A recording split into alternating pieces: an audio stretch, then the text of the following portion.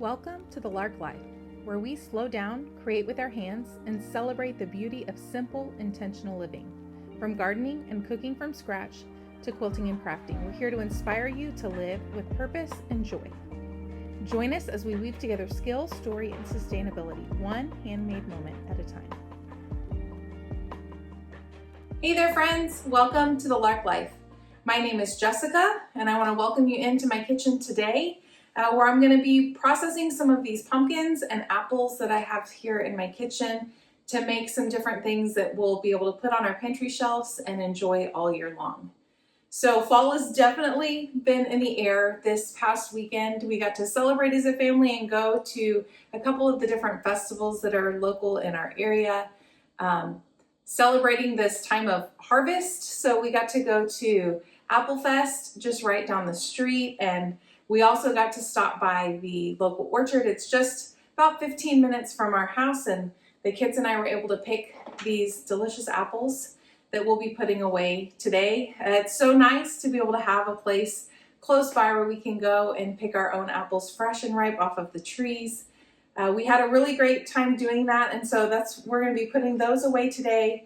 My family really loves apple butter, so we made some earlier in the summer with some apples that we were given by a neighbor, and today I'm going to be making some more because they've already been going through the apple butter that we have. We'll probably make a little bit of applesauce, and then I'm going to be canning a bunch of apples for baking. We like to do a lot of baking, make some apple breads and apple pies throughout the year, and so we're going to be putting those away while we work on those things today. And then I've got these pumpkins here that I'm going to roast in the oven, and then I'm just going to make a very simple puree, and we'll freeze that puree and we'll use it for breads and pies and things throughout the year. So it's going to be a busy day, but it's going to be a good day. It's super rainy and stormy outside today, so it's the perfect time to be in the kitchen working on all of these things, and I cannot wait because as we start to do all these things, the house is going to smell so good. It just makes it feel like fall. So we're going to get started. To get started first, I'm going to go ahead and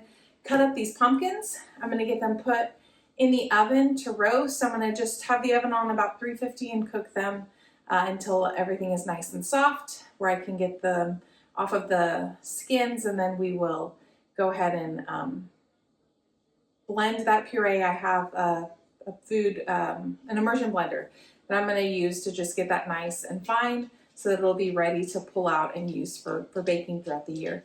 So all I'm going to do with these, I'm going to cut them open. I'm going to scrape out all the seeds, and then we'll get these put in the oven for roasting. My apples, so I've got about 55 pounds of apples here that we're going to be putting away. I am going to be making some applesauce and apple butter just by putting some apples in the crock pot.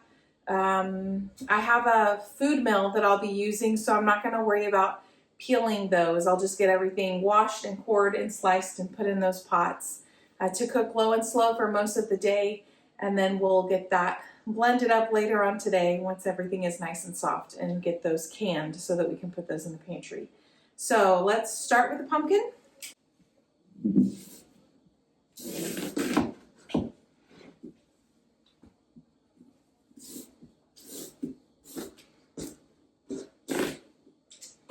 So I always like to start just by taking off the top. It makes it easier for me to cut down the center of this. I'm going to get a big spoon and scrape these out.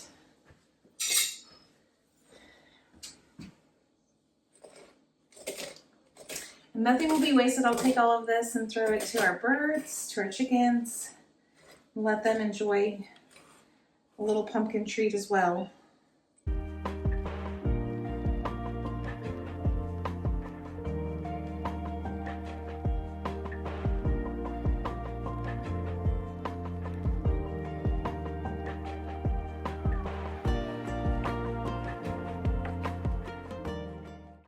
All right, I've got both my pumpkins sliced up. I've got them on these cookie sheets with a little bit of parchment paper just so nothing sticks to the pan while they're roasting.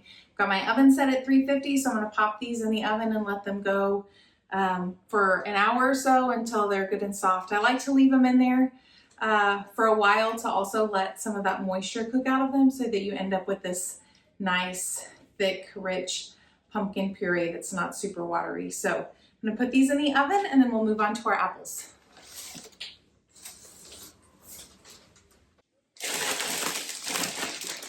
All right, so I've got apples. We just picked these from the orchard that's about 15 minutes from our house. Because I'm gonna be slow cooking the apples in the crock pots for the apple butter and the applesauce, and then I'm gonna run it through the food mill, I don't have to peel these apples beforehand. The food mill will help me get the pulp of the apple out once it's soft and leave the skins behind. But I do wanna give these a quick wash just to get off any dirt and stuff that might be on them from the orchard. So I'm gonna wash these real quick, and then we're going to, I'm just gonna be coring them using this core slicer tool to quickly core and slice them and get them thrown into the pots with just a little bit of water, and we'll let them slow cook while we work on peeling some of the other apples that we're gonna can for baking. And I'm just gonna fill up these crock pots. We have two varieties of apple. The orchard had Red Delicious and Golden Delicious ready for picking. So that's what we picked. And I'm doing my best to make sure I have kind of an equal number of each in each pot, so that we get the best of both. I wish you were here to smell these apples as I'm cutting them. They smell so good.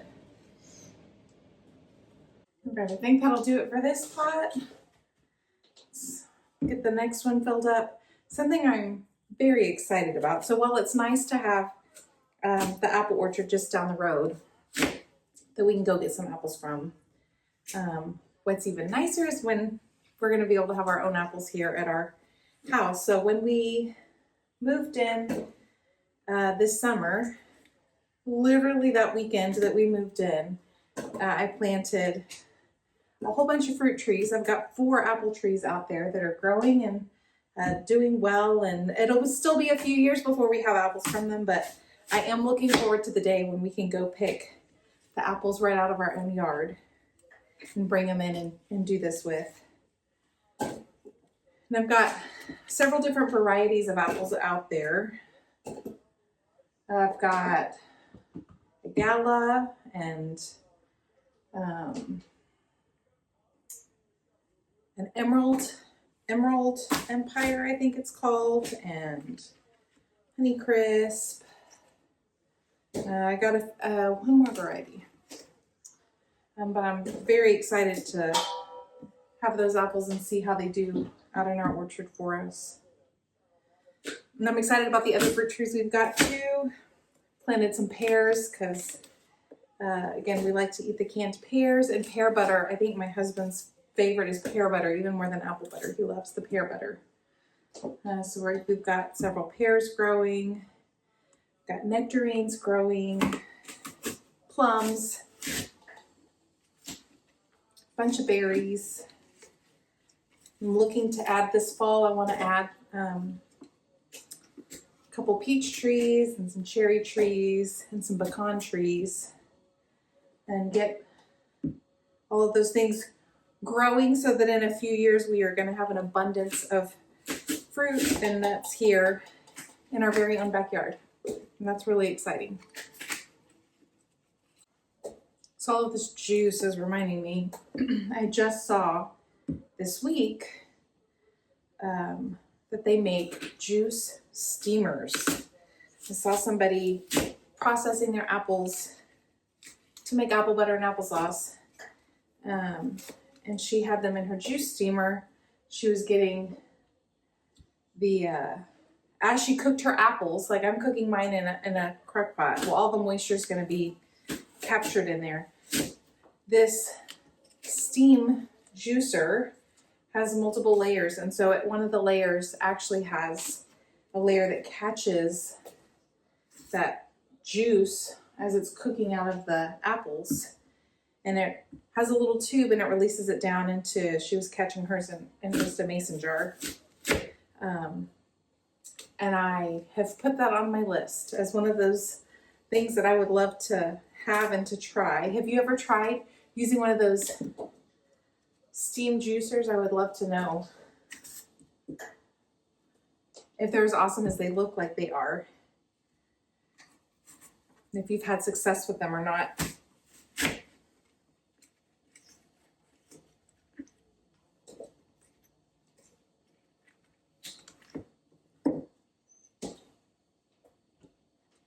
I am definitely a sticky apple juice mess.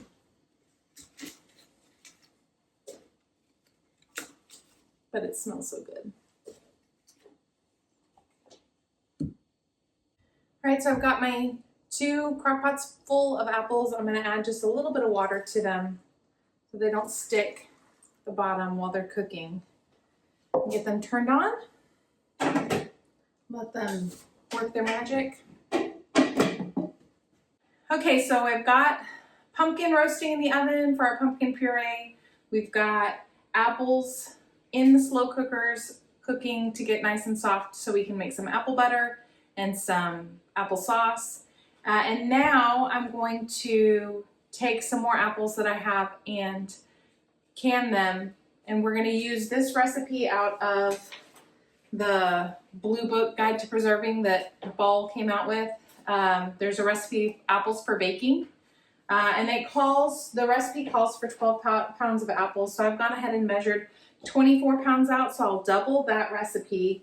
I'm going to peel these because I'm going to be putting these into jars and canning them for baking. I don't want to have any skins on them, and I'm not going to be making a pulp with them in the food mill like I am with the applesauce and apple butter. So I'm going to peel and core these first, slice them, then I'm going to put them on the stove in a pot of sugar and water, following the instructions in the Ball recipe.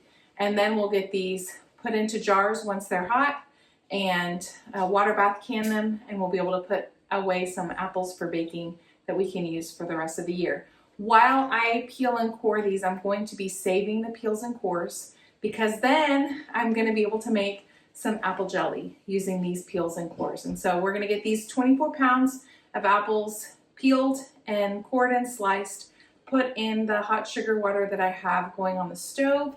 Once those are up to a boil, we'll follow the instructions in that book and go ahead and water bath can them so that we'll have apples for baking. And then we'll take the leftover skins and cores that we have and make some jelly together. First, I started by peeling, coring, and slicing all of the apples. And then I added them into the pot of hot sugar water and simmered them for about 5 minutes until the apples were soft. I added the apples into the sterilized canning jars, and then I topped the jars with the cooking liquid. Then I sealed the jars and put them in my water bath canner and processed them for 20 minutes once the water was to a full boil. In the meantime, I also took my apple peels and scraps and put them in a separate pot and started them simmering on the stove for our apple scrap jelly. So we just got the call from the post office that our 50 Freedom Ranger meat birds are here. So we came to pick them up. Little sneak peek at our little our 50 meat birds that we picked up today. So now it's time to get them home and get them put into a warm brooder and get them some food and water. So it's super rainy here right now, not necessarily the ideal time to be bringing the birds in from the post office, but when the birds show up, you got to take care of them. Here's our ducks and geese. They are loving the rain. Our chicks are here. We've got this brooder area set up. And so the kids are just getting them out of the box.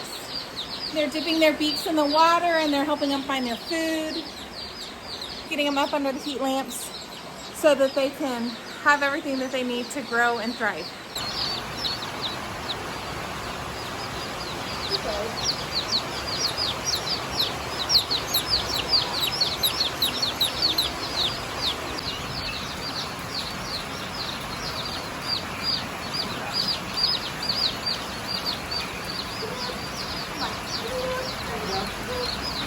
All right, so it's been a busy morning around here. We are now into the afternoon. With the 24 pounds of apples that we peeled and sliced, we were able to get 17 quarts of apples for baking that we'll use throughout the year for breads and pies and different things. I've got the pumpkin pulled out of the oven. I'm about to get the pumpkin flesh off of the skins and puree that so that I can put it in baggies. I like to make 2-cup baggies. I measure out 2 cups of the pumpkin puree and put it in a quart-sized freezer bag and label it. And that's the perfect amount for making a pie, so I like to do it that way. So we're gonna get the pumpkin ready. The apples have been slow cooking all day. They're smelling great. I'm gonna just let them continue to go, and then all of those peels and the cores that we saved when we were preparing all of these apples, I have simmering on the stove to make some jelly out of in just a little bit. So we're gonna go ahead and keep going and work on getting this pumpkin processed, and then I will start working with some of these apples to get them run through the food mill so that we can finish up the process of making our apple butter and our applesauce.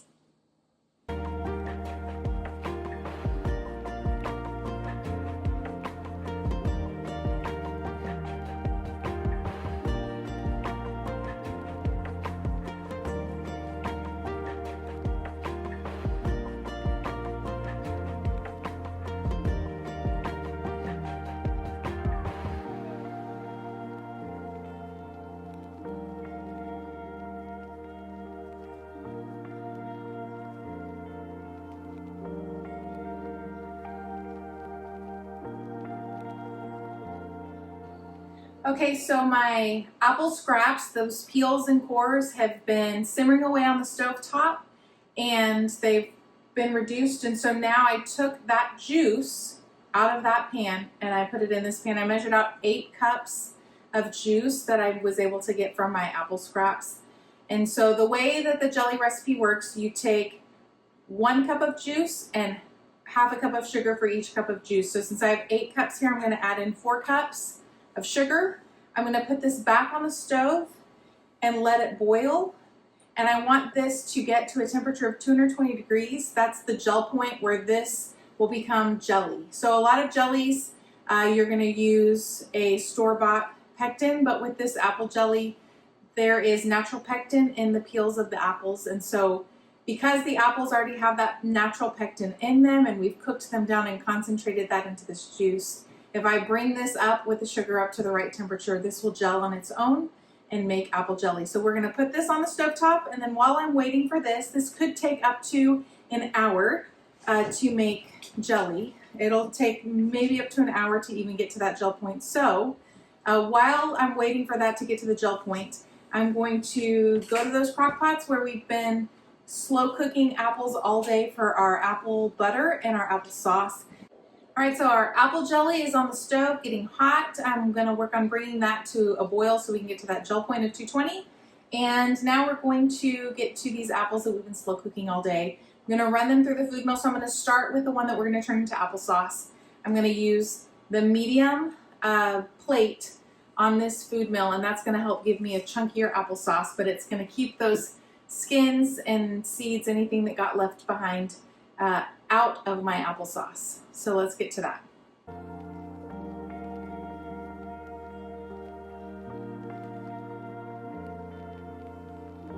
Okay, so we ran all of our apples for the applesauce through the food mill.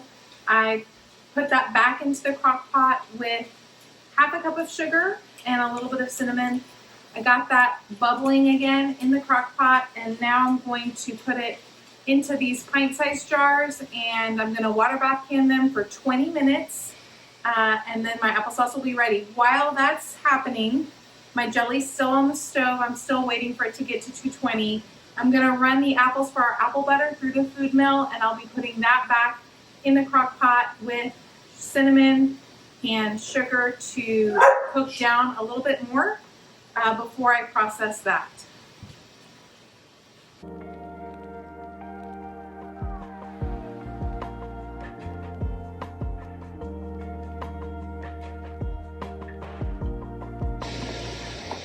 So I've got my applesauce in my pint jars. I've left a 1/2-inch headspace, and I'm just using my debubbler to make sure I don't have any big air pockets.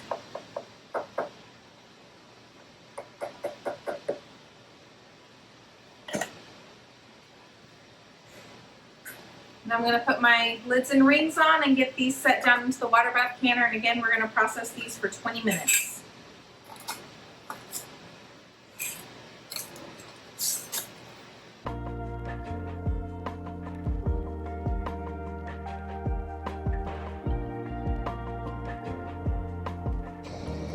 All right, so we've milled all the apples for our apple butter, and the crock pot, there was a ton of liquid in this pot, and for the apple butter I want it to be nice and thick. So I was able to take out 2 more cups of juice to add to our pot on the stove, so we'll have more jelly. So I added 2 more cups of juice and 1 more cup of sugar to that pot that we're bringing up to 220 to make our apple jelly.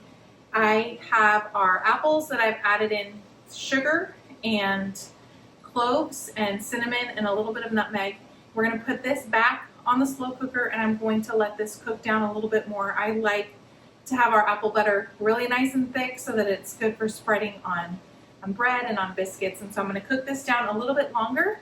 I'm going to go check on our applesauce that's in the water bath canner and check the temperature of that jelly and see how close we're getting to 220.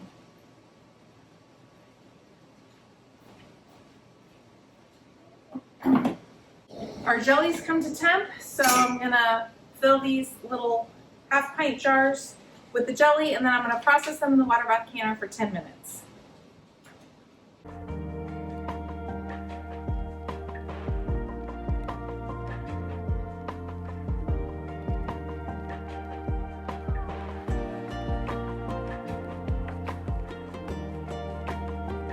All right, so the last of the apple jelly is about to come out. I've got my jars prepped and ready for this apple butter. So I'm going to go ahead and spoon my apple butter into these jars. It's gotten nice and thick, and I can smell all the spices. It smells really good. So we're going to put this in the jars, and then I'm going to process these jars for 20 minutes, and we'll call it a day.